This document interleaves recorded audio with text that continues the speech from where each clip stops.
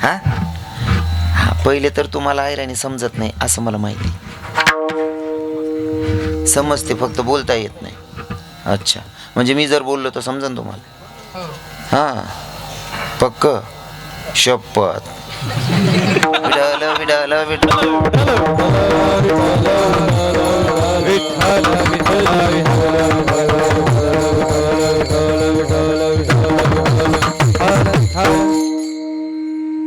तुकोबाराय चालत होत्या रस्त्यानं. तुकोबाराय रस्त्यानं चालत असताना चांगली माणसं उभी होती. त्या माणसाने तुकोबारायांकडे बघितलं आणि बघितल्याच्या नंतर तुकोबारायांना म्हणायला लागला, ए तुक्या, कुणाका चालला? ए तुक्या, अरे कुणाका चाललाय? तुकोबाराय म्हणतात, बापा 65 लाखाच्या बोजाखाली दाबवलेली लोक. जोवर माझ्याकडे पैसा अडका होता तोवर तुकाराम शेठ म्हणणारी लोक आज तुक्या म्हणायला लागली. देवारी काय प्रसंग आणून ठेवला. पण तुकोबाराय म्हणतात, मला जनाशी काही घेणं देणं नाही, लोकांशी घेणं देणं नाही. देवा, मला तुझी भेट घ्यायची, तुझं दर्शन घ्यायचं. चालत होते माझे तुकोबाराय. पुन्हा बारकी पोरी उभी होती. त्या पोरांनी पुन्हा तुकोबारायांकडे बघितलं आणि त्या पोरांनी हाक मारली. म्हणले, ए तू क्या कुणाका चाललाय? तुकोबाराय म्हणतात, शहाणली माणसं जाऊ दे देवा, ही बारकी पोरं पण तू क्या म्हणायला लागले? अरे काय प्रसंग आणून ठेवलाय. आणि तुम्हाला सांगू का, माझ्यापेक्षा तुमचा अनुभव बाबा लोकांचा मोठा आहे. जोवर तुमच्याकडे पैसा अडकाय ना, जोवर तुमच्याकडे पैसा अडकाय तोवर दूरचा नातेवाईक काही म्हणते तो माझा लई जवळचा आहे. पर पैसे नसल्यावर जवळचाही म्हणतो मी, त्याला ओळखतही नाही. ही लोकांची टेंडन्सी आहे, मानसिकता. हो, आणि आमचे संत तर परिचय देताना भारी सांगतात, हे सब पैसे को मान दुनिया में पैसा बना भगवान. सब पैसे को मान दुनिया में पैसा बना भगवान. सब पैसों को मान दुनिया में बना भगवान. दुनिया में पैसा बना भगवान. दुनिया में पैसा बना भगवान. दुनिया में पैसा बना भगवान. सब पैसों को मान दुनिया में पैसा बना भगवान. सब पैसे को मान दुनिया में पैसा बना. सब पैसों को मान दुनिया में पैसा बना भगवान. सब पैसों को मान दुनिया में पैसा बना भगवान.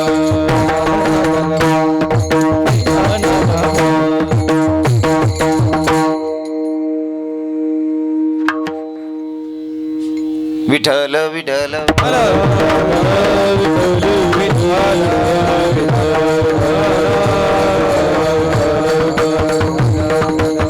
गद्दा भी हो सेठ साहूकार उसको सलाम हजार. सुत पित नारी प्रेम करते हैं पैसा देख के जान. जयदास कहे पैसा प्यारा भूल गए भगवान.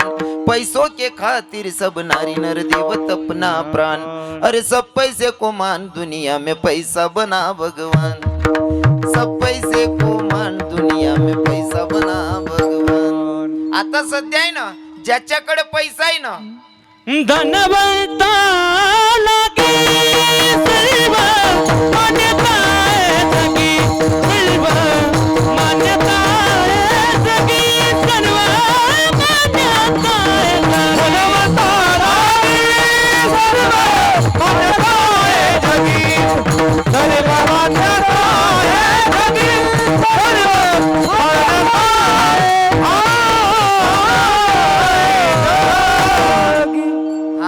सर्व पैशांवर खेळ आहे आता. तुकोबाराय म्हणतात, माझ्याकडे पैसा अडका होता तोवर तुकाराम शेठ म्हणणारी लोक. पर देवा, तू क्या म्हणायला लागली? अपेक्षा कोणाकडनं करायची? आणि तुम्हाला मी प्रत्येक कीर्तनात सांगत असतो, समाजाकडनं अपेक्षा ठेवायचीच नाही की समाजाने आपल्याला चांगलं म्हणावं. फक्त कार्य करत चालायचं. ज्यांना चांगलं म्हणायचं ते म्हणतील, आणि ज्यांना तुमच्यावर बदनामी करायची असेल, तुम्हाला खोटं ठरवायचं असेल, ते खोटं ठरवणार आहेत. फॉर एक्झाम्पल, उदाहरण म्हणून सांगतो, एखाद्या माणसाला जर वाटलं आपल्या गलीमध्ये गटार आहे, ही गटार आपण क्लिअर करून घेऊ, जरा व्यवस्थित चौक होऊन जाईल, हो रस्ता व्यवस्थित होऊन जाईल. तुम्ही 10-15 हजाराचं काहीतरी रेती वगैरे मुरुम वगैरे आणून टाकल्याच्या नंतर पूर्ण गाव चांगलं म्हणेल का हो बाबा? पूर्ण गावच चांगलं म्हणेल का? अजिबात नाही. जे आपले ज्यांना खरंच कळत असेल ते म्हणतील, माणूस कसला भारी आहे भो, घरून 15-20 हजार रुपये खर्च करून रस्ता क्लिअर केला. हे कोण म्हणेल? जो चांगला विचारवंत असेल तो. आणि ज्याला अक्कल नाही तो एकच म्हणत, फुकटात कोण काही करतं का भाऊ? त्याला ग्रामपंचायतमध्ये काहीतरी भेटणं असन. हा, बरोबर आहे की नाही? बरोबर आहे की नाही? हे बरोबर बोलण्याचे 71 घेतो मी. विठ्ठल विठ्ठल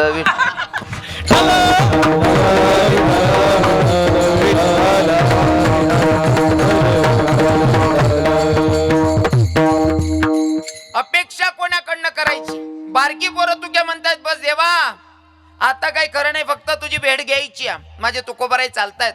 मागून पत्नीनं आवाज दिला. पत्नीनं सांगितलं का हो धनी चाललात कुठं? हो लेकरांना खायला काहीच नाही म्हणले. लेकरांना खायला काहीतरी आणा ना. माझ्या तुकोबारायने शेतीचा मार्ग धरावा. ऊसाची पेंडी घेऊन येत आहे घरी. ऊसाची पेंडी डोक्यावर आहे.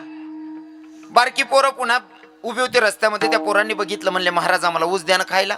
माझ्या तुकोबारायने लेकरांना ऊस वाटत यावं. घराकडे येतात, हातामध्ये 2 ऊसाचे टिपरे पडलेले आहेत. तुकोबाराय म्हणतात, पत्नी पाहते तुकोबारायांची, बैग काय माणूस आहे, स्वतःची लेकरं उपवाशी पोटी मरायला लागली, दुसऱ्याच्या लेकरांना ऊस दान करतो. म्हणले बाई या माणसाला काही संसाराची काळजीच नाही म्हणले. ओट्यावर आले तुकोबाराय, हातामध्ये 2 ऊसाचे टिपरे पडलेले आहेत. तुकोबारायांच्या हातात 2 ऊसाचे टिपरे बघितले आणि बाई रागावले. तुकोबारायांकडे बघितलं, 2 ऊसाचे टिपरे पडलेले आहेत. देवाकडे बघते आणि देवाला शिवी घालते. बाई मेल्या काड्या सावड्या, अरे रणकिव तुझी पार माझ्या नवऱ्याला वेड करून ठेवलं ग बाई या देवानं. तुकोबारायांच्या पत्नीनं देवाला शिवी घालावी. हा, पण त्या मायचा तेवढा अधिकार होता बरं का माया हो. त्या मायचा तेवढा अधिकार होता, कोणी कोणालाही शिवी घालू नये. नाही तर सध्या चालू आहे थोडस काही संसारात आलं का देव बी काही खऱ्याचा नाही ओ माय. हे आपले पण म्हणतात ना, आणि तुमच्याकडे म्हणतात की नाही ते मला माहित नाही. रामबाबा आपल्याकडे सांगतच देव बी काय कराना नाही भाऊ, देव बी काय कराना नाही भाऊ, खराना सांगत दुसरा ना वावरना आरभरा बुंजी खाणारा. विठ्ठल विठ्ठल विठ्ठल. हॅलो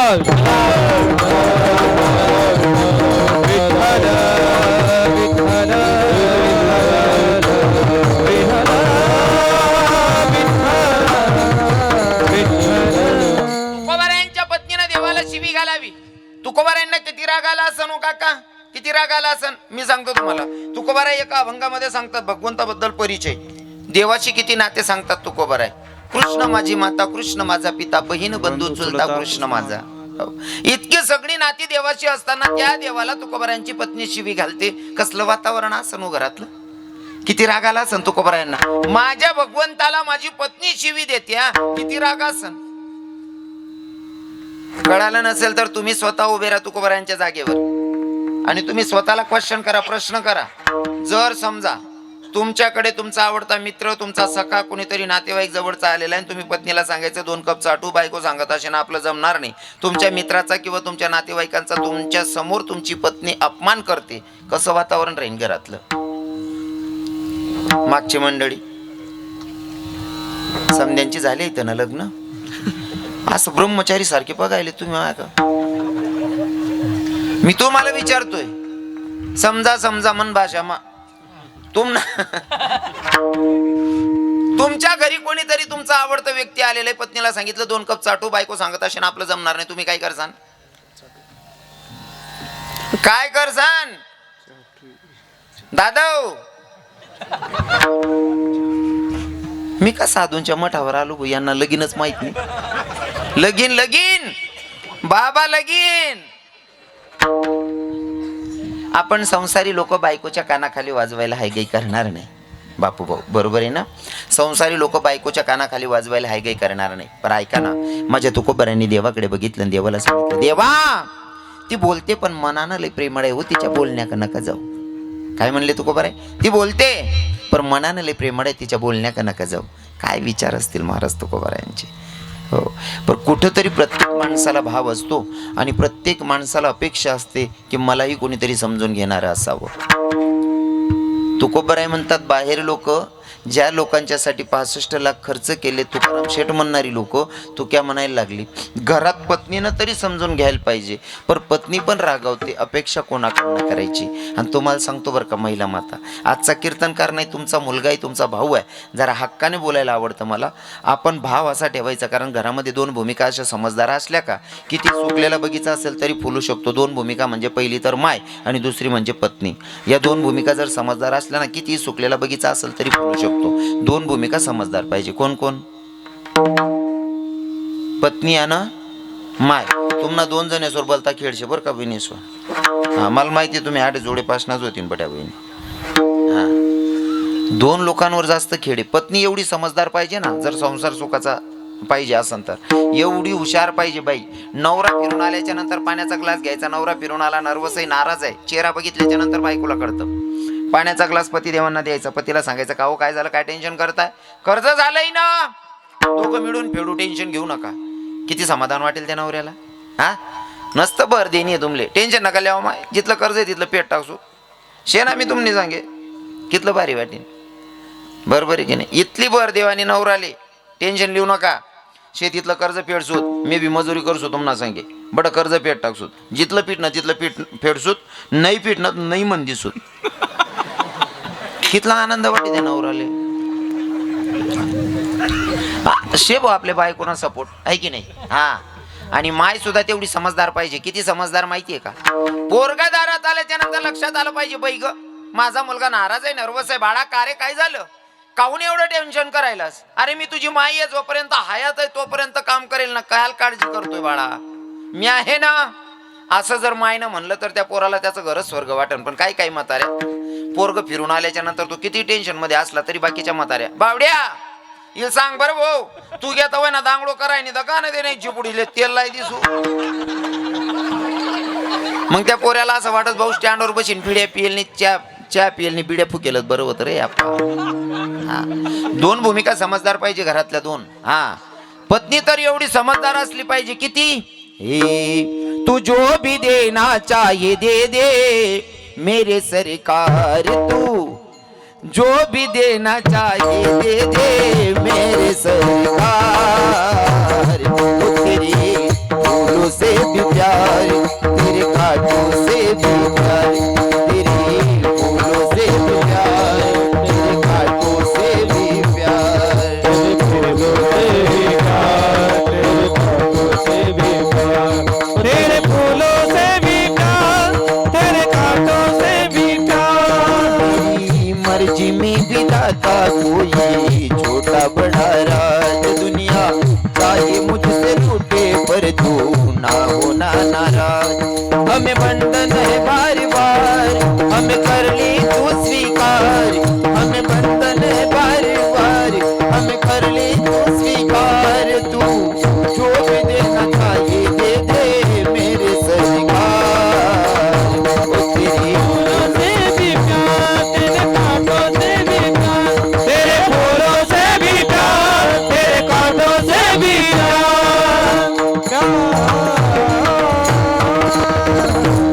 दोन भूमिका समजदार पाहिजे आणि त्यात विशेष करून पत्नी. तू जो भी देना चाहिए दे दे मेरे सरकार. हो तेरे फूलों से भी प्यार, तेरे कांटों से भी प्यार. पतीला सांगायचं तुझ्या सुखातही सुखिया आणि तुझ्या दुःखात पण सुखिया. अशी पत्नी जर भेटली तर घरात स्वर्ग आहे महाराज. विठ्ठल विठ्ठल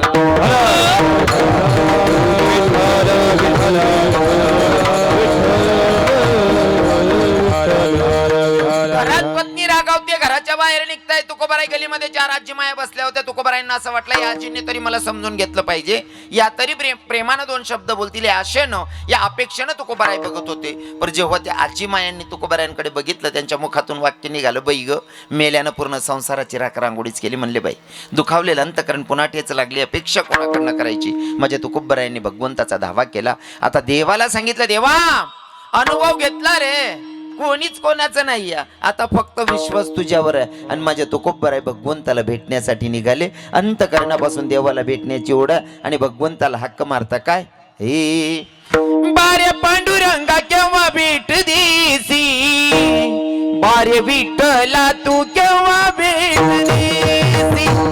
बारे पांडुरंगा केव्हा भेट देसी, बारे विठ्ठला तू केव्हा भेट देसी. बारे पांडुरंगा केव्हा भेट देसी, बारे विठ्ठला तू केव्हा भेट देसी. बारे पांडुरंगा केव्हा भेट देसी, बारे विठ्ठला तू केव्हा भेट देसी. जणू परदेशी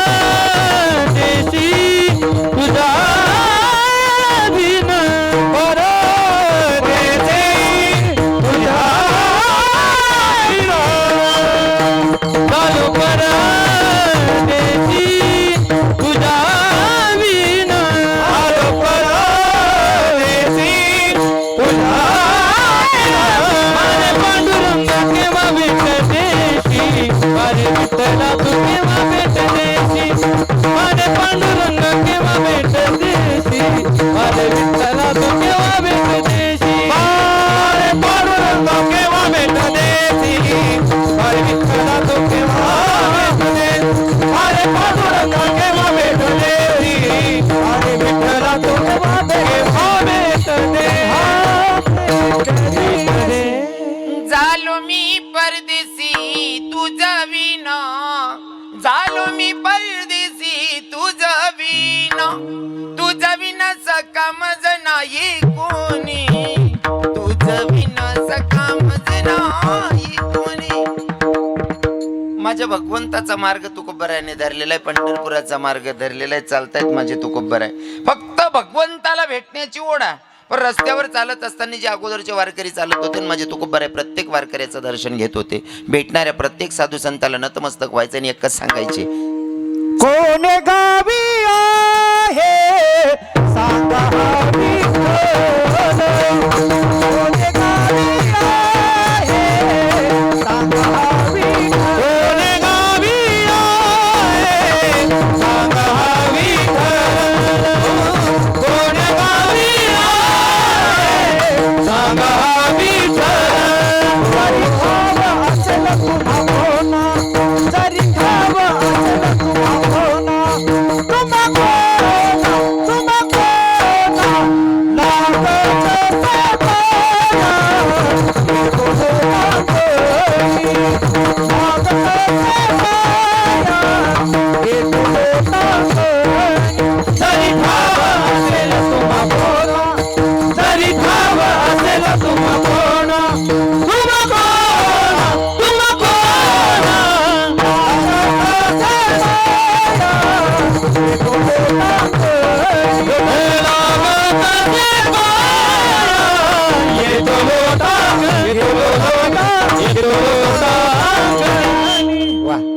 बाबा सांगतायत प्रमाणातून की तुकोबाराय चालत होते, प्रत्येकाला विचारत होते आणि भेटणाऱ्या प्रत्येक साधू संताला नतमस्तक होत होते. हा पता तो पूछ ही रहे थे भाई, भगवान का पता पूछ रहे थे बोल रे बाबा. हा पण भेटणाऱ्या प्रत्येक संताला नतमस्तक होत आहेत आणि अंतकरणापासून एकच सांगतायत, साधू बाबा माझ्या अगोदर जर का जगाचा मालक तुम्हाला भेटला तर माझा जयहरी सांगा, माझा राम राम सांगा. जसं की हे तुम्ही सनकादिक संत तुम्ही सनकादिक संत हो तुम्ही सनकादिक संत मनविता के पावंत तुम्ही सनकादिक संत मनविता के पावंत मनविता के पावंत एवढा करावू सांगा देवान चालत असताना प्रत्येक साधू संताला नतमस्तक व्हायचं आणि एकच सांगायचं, साधू बाबा माझ्या अगोदर जर का जगाचा मालक तुम्हाला भेटला तर माझा जयहरी सांगा, माझा राम राम सांगा, माझा नमस्कार सांगा. चालतायत चालतायत तुकोबराय पंढरपुरात प्रवेशा, मंदिरात प्रवेशा, गाभाऱ्यात गेले माझ्या भगवंताला बघितलं. आणि देवाला बघण्याचा आनंद तो संतांना कळत होतो, गोपिकांना कळत होता, भक्तांना कळतो आणि वारकऱ्याला कळतो. सहज नातेवाईकांकडे भेटायला गेलोय आणि स्वयंपाक होईसपर्यंत आमच्या गावात मंदिर आहे, जा दर्शन करून या. त्यांना देव दिसत नाही. नातेवाईकांकडे गेले, स्वयंपाक होईपर्यंत गावात मंदिर आहे, तुम्ही पाया पडून या. त्या लोकांना देव दिसतो का? अजिबात नाही. त्यांना देव दिसत नाही. त्यांना फक्त गॅसवर बासुंदी झाली असन का, त्यांना देव दिसत नाही. देव बघण्यासाठी संतांची दृष्टी असावी लागते. देव बघण्यासाठी वारकरी व्हावं लागतं, तर भगवंताचं दर्शन होतं. अन्यथा जवळ बोल नका, जवळूनही निघून गेला तरी ओळखू येणार नाही का. हो माझ्या तुकोबारायांनी भगवंताला बघितलं आणि बघितल्याच्या नंतर दर्शन घेतलं आणि आता रिटर्न घरी जायचे. जेव्हा पाठ फिरवली देवाकडं पाठ फिरवली, 4 पाऊल पुढे सरकले, फिरून मागं पाहत आहेत देवाकडे. अजून 4 पाऊल पुढे सरकत होते, फिरून मागं पाहत होते तुकोबाराय. देवानं नरहावता केलेला प्रश्न तुकोबारायांना, तुकोबाराय 4 पाऊल पुढे सरकताय, फिरून मागं पाहताय, नेमकं चाललंय काय? तेव्हा माझ्या भगवंताला तुकोबाराय सांगतायत, सांगू का देवा काय चाललंय ते. एखादी मुलगी एखादी मुलगी माहेर म्हणून सासरी जाते ना, त्या सासरी जाणाऱ्या पोरीला जसं माहेर सोडू वाटत नाही ना, अगदी रे अगदी माझी गत्या पोरीसारखी. तर कोणासारखी सांगितली? कन्यासारखी. भूतलावर एवढी सगळी नाती होती, पण तुकोबाराई कन्याच सांगतात. मग कन्या असं काय विशेष रत्न आहे? कन्या असं काय विशेष रत्न आहे? 2-5 मिनिटात सांगेल म्हणजे तुमच्या लक्षात येईल. तुकोबाराई आरती उदाहरण म्हणून मुलगी सांगत आहेत, तर मुलगी काय विशेष आहे ऐका. किरकोळ कारणावरनं नवरा बायकोची भांडण होऊ द्या. नवरा बायकोची भांडण झाल्याच्या नंतर बाई विचार करते, बाई ग आता जर का मी माझ्या नवऱ्याला जेवायला सांगितलं, माझ्या 30 पिढीचा उद्धार होईल, त्याच्यापेक्षा असं करते, पोराला सांगते, बावड्या जाईल त्या बापाला जेवायला सांग. पोरगा जातो, पप्पा चला बरं जेवण करून घ्या. बाप म्हणतो मला नाही काय जेवायचं. मुलगा लगेच माघारी फिरतो, मनातल्या मनात म्हणतं खाशीत काय भूमन बापनं काय जाहीर आहे ना. हा बरं तेच काम आता पोरीला सांगा, दीदी तुझ्या बापानं सकाळपासून जेवण नाही काय केलं, जाण त्या बापाला जेवायला सांग ना. मुलगी एवढं गोड बोलते का? माझ्या माऊली ज्ञानोबाराई सांगतात, 7 सनी मोबाड मी तुले परी रसाड शब्द जैसे कल्लोड अमृताचे. इतकं गोड बोलते, बापाच्या जवळ जाते, बापाला सांगते, पप्पा चला बरं जेवण करा. तो बाप म्हणतो बाई मला नाही जेवायचं. मुलगी म्हणते का नाही जेवायचं? तुमची तब्येत बरी नाही का? तुमचं डोकं दुखतंय का पप्पा? गोळी आणून देऊ का? बाम लावून देऊ का डोक्याला? नाही ग बाई मला काही तसं डोकं बिकं दुखत नाही, तब्येत बरी आहे माझी, पण मला जेवायचं नाही आहे. मुलगी म्हणते पप्पा उठा लवकर जेवण करा. बाप म्हणतो बेटा तू कर ना जेवण. मुलगी म्हणते पप्पा जोपर्यंत तुम्ही जेवत नाही तोवर मीही जेवणार नाही. एवढ्या हक्कानं फक्त मुलगी सांगते, मुलगा नाही सांगत. म्हणून तुकोबाराई कन्या सांगतात. म्हणून तुकोबाराई कन्या सांगतात. तुमची बाजू घेतोय. हा तुम्ही असा जबरदस्ती तरी लयलच निघत का बसेल? म्हणजे असं मारी मुसलमान करेल का काय? तुमले इच्छा नव्हती पण इला गेले तू जबरदस्ती, असं काही नाही ना. स्वइच्छेने आलेले आहेत ना. मा बोलणं कळतंय का तुम्हाला? नंदू बाबा भाषा तर कळत असं ना माझी, मी जे बोलतोय ते कळतंय ना तुम्हाला. मग तुम्ही इथला सकला की का बधी केला ना. भाषा बोलल्याच्या नंतर कळली पण पाहिजे राम बाबा. जर समजणी तर बोललेले अर्थ शे बाबा. मी बोलल्याच्या नंतर तुम्हाला कळलं पाहिजे तर बोलण्याला अर्थ आहे, अन्यथा बोलून काही फायदा नाही. मी घाटावर कीर्तनाला गेलो बाबा, सुरुवातच होती माई. घाटावर कीर्तनाला गेलो, कीर्तन वगैरे झालं. 2 बाबा लोक असे वयाने आपले बाप्पासारखे बाबा लोक आले. महाराज अभंग लय भारी सोडवला, पण मध्ये मध्ये तुम्ही कोणची भाषा बोलत होते आम्हाला काही कळना. आता मी होतो आयराणी आणि मी आयराणी बोलू मधमा म्हातारासले काही सुधरे नाही ते. म्हणे बाबा अभंग वगैरे भारी सोडवलं, मध्ये कोणची भाषा बोलत होते आम्हाला काही कळना. मला तर ध्यान मावून म्हणता आपला माल आता नाही खपच बो. मग मी तर तास फिरावं टोकलं. त्यामुळे तुमले विचारली ना, तुमले समजस का बा. हां अजून एक ठिकाणी गेलो मी, जसा कार्यक्रमाला गेलो, पिशवी ठेवली. मारवाडी काकाचं घर होतं बाबा. मारवाडी काकाकडे पिशवी ठेवला. मारवाडी काकून चहा आणला. चहा एवढा टेस्टी होता. म्हणलं चहा जर एवढा खास आहे तर जेवण लई खास मिळेल राव. चहा जर एवढा भारी तर जेवण लई खास मिळेल म्हणलं. आता त्या मारवाडी काकून त्या काकांना विचारलं, म्हणले महाराजांना विचारणं जेवायला काय बनवायचं ते. हा त्या काकाने त्या भाषा विचार मारवाडी भाषा म्हणे. महाराज म्हणे सोगरो खावा नाही का फलको. आपले सोगरो बी सुधरू नाही फलको बी समजेल. मी म्हणताय फलको जरा हलकटशे, मी सोगरो सांगते ना. रातले जेवणले बसून तो भाऊ ताजा ताजा डाळ भात खायन मला बाशी भाकरी कालाठी देना. मी नाही म्हणू सोगरो काकू करे आग्रो म्हणतो उचल वो माडी. त्या भाषा कळली तर बोलण्याला अर्थ आहे. विढल विढल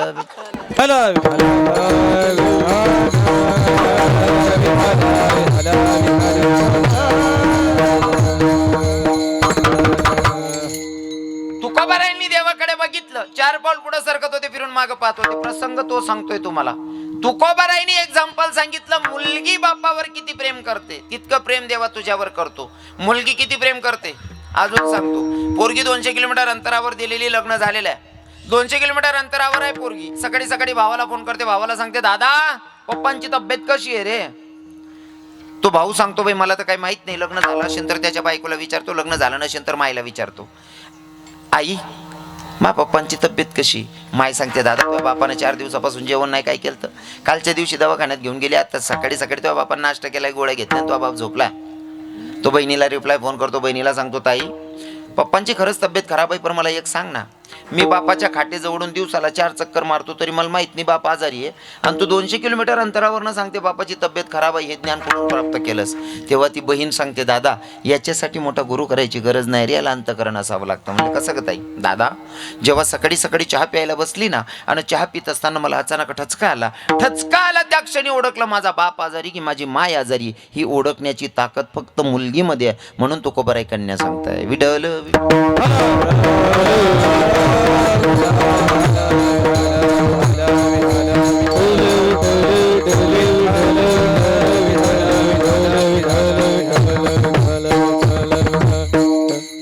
मुलगी एवढी विशेष आहे महाराज. बापाचं विशेष प्रेम पोरीवर. जर मुलगा आणि मुलगी 2 लेकरं असतील तर बापाचं विशेष प्रेम कोणावर असतो? बाबा जास्त कोण आवडते? मुलगीच आवडते नाही का? जास्त प्रेम बापाचं मुलीवरच असतं, नाहीतरी मायांचं पण असतंच प्रेम. भारत देशामध्ये असं नाहीच होऊ शकत की कोणाला पोरगी जड होत असन. तुमच्या गावात असं कोणी मायबाप आहेत का की त्यासले पोरगी जड होई राहिली असं कोणी शेत का? अजिबात नाही. भारत देशामध्ये पोरींचं ओझं होतच नाही. पोरगी एवढी विशेष रत्न आहे, एवढी विशेष रत्न आहे महाराज. उदाहरण म्हणून तो कोबराई देतात उदाहरण मुलगीचं, की मुलगी किती विशेष आहे. तरी सुद्धा आपल्याच भारत देशामध्ये नाही आपल्या महाराष्ट्रामध्ये किती लोकांनी पोटातल्या पोटात पोरी मारल्या, किती लोकांनी पोरी मारल्या पोटातल्या पोटात, गर्भपात केला. तुमच्या गावात नसतील तशा बाया कोणी? नाहीतच ना. हा, एकमेकांकडे नका बघू, स्वतःकडे बघा. तुम्हाला सांगतो आतापर्यंत जे झालं ते जाऊ द्या, पण काही बाया आताही नादात आहे. मुली जर होत असतील तर गर्भपात करतात. जे झालं ते जाऊ द्या, पण आज कीर्तनात ऐकताय, ज्या बाईच्या हातून गर्भपात झालेला आहे, ज्या बाईनं गर्भपात केला त्या बाईच्या हातचं पाणी पिल्याच्या नंतर सुद्धा पाप लागतं, शास्त्र असं म्हणतं. म्हणून गर्भपात करायचा नाही. भारत देशामध्ये पोरींचं ओझं होतच नाही. उदाहरण म्हणून सांगतो, रामचरित मानस तुम्ही वाचलं असेल बाबा, लोकांनी कदाचित वाचलं असेल तर तुमच्या लक्षात येईल. रामचरित मानसमध्ये गोड चिंतन आलेलं आहे. स्वामी रामतीर्थ पायी प्रवास करत असताना पिंड पर्वताच्या एका उंच शिखरावर चढत होते. पिंड पर्वताच्या एका उंच शिखरावर चढत असताना समोर एक माणूस त्याच्या पोरगीला घेऊन चालत होता. बापू भाऊ, पोरगी कडेवर आहे आणि पोरगीला घेऊन चालत होता. चढावचा भाग आहे, टेकडीचा भाग आहे. स्वामींना असं वाटलं की भैया अशक्त, याच्याकडनं पोरगी धरली जाणार नाही, म्हणून स्वामींनी आवाज दिला, हे भैया, ए भाईजी जरा रुक जा. ए जो लड़की तेरे कंधे पर बैठी मेरे कंधे पर दे दे, जब तक कि तेरी थकान दूर हो जाएगी लड़की तेरे कंधे पर दे दूंगा. ए भाई, ए भैया, अरे रुक, ये लड़की मेरे कंधे पर दे दे, जब तक कि तेरी थकान दूर हो जाएगी लड़की तेरे कंधे पर दे दूंगा. त्या साधारणशा व्यक्तीने सांगितलं, बोले गुरुजी ये मेरी बेटी है, मेरे कंधे पर ही ठीक आहे. अजून चालायला लागला. अजून स्वामींनी सांगितलं, ए भाई, ए भाऊ, अरे जरा थांब ना, अरे तुला ओझं होईल रे त्या पोरीचं, थोडा वेळ माझ्याकडे दे ना, मी धरतो. चढावचा भाग आहे, टेकडीचा भाग आहे, माझ्याकडे दे पोरगी. तरी माणूस ऐकत नाही, चालत होता. पुन्हा स्वामींनी आवाज दिला, ए भैया, अरे थोड़ी देर के लिए लड़की मेरे कंधे पर दे दे बेटा, जब तक कि तेरी थकान दूर हो जाएगी लड़की तेरे कंधे पर दे दूंगा. तेव्हा त्या साधारण व्यक्तीने सांगितलं, गुरुजी, महात्मा जी, हिंदुस्तान में किसी बाप को अपनी बेटी का बोझा नहीं हुआ. आप क्या जानोगे बेटी क्या होती, आप तो सन्यासी है. अरे ज्यांना मुली नाही त्यांना लवकर मुलगी कळत नाही, संन्याशीला काय मुलगी कळणार आहे, असं तेव्हा ते स्वामी म्हणत होते. तो साधारण व्यक्ती म्हणत होता. आता मला सांगा, भारत देशामध्ये खरंच पोरींचं ओझं होत नाही, खरं आहे ना? कोणत्या मायबापाला होतं का पोरींचं ओझं? नाही ना होत. मग गर्भपात आलता कुठून? गर्भपात आला कुठून? गर्भपात सुरुवात झाली कुठून? याला पण आपणच दोषी आहेत. कदाचित तुमच्याकडे चांगली परिस्थिती असेल, नाहीतर आता भारतभरामध्ये असा प्रश्न आहे, पोरं 30-30 वर्षाचे होऊन गेले, बायकोच मिळेना. हा सगळा सत्यानाश आपल्यामुळे झालाय. पोटातल्या पोटात पोरी मारल्या, आता आपल्याच पोरांना पोरी भेटत नाही. यो सत्यानाश आपणच केलाय, बरोबर आहे की नाही? आपण स्वतःहून सत्यानाश करून घेतलाय. आता विषय असा आहे महाराज, 100 पोरं आणि फक्त 70 पोरी आहेत, म्हणजे 30% पोरी कमी आहेत. 100 पोरं आणि 70 पोरी, 30% पोरांनी काय करायचं? 70 पोरांचं लग्न होईल, मग 30% पोरांनी काय करायचं? सरळ सरळ लंगोट शी ठेवा भाऊसोन, आणि आता नांदुरी गडवर निघ जावा सिद्धा, लोक जाहीर आहे ना अपेक्षा. हा, आणि जर गड्यात माळ असन तरच अपेक्षा ठेवायची, निर्वेशने असन तरच अपेक्षा ठेवायची. बाकीना लगीन मग नागिन डान्स करणारच नाही, त्या अपेक्षा ठेवा नाही रे भाऊ. सांगायला आणली भेटत नाही नागिन नाचणारले काळटा बुटी हो आप्पा विठल विठल हॅलो विठ्ठल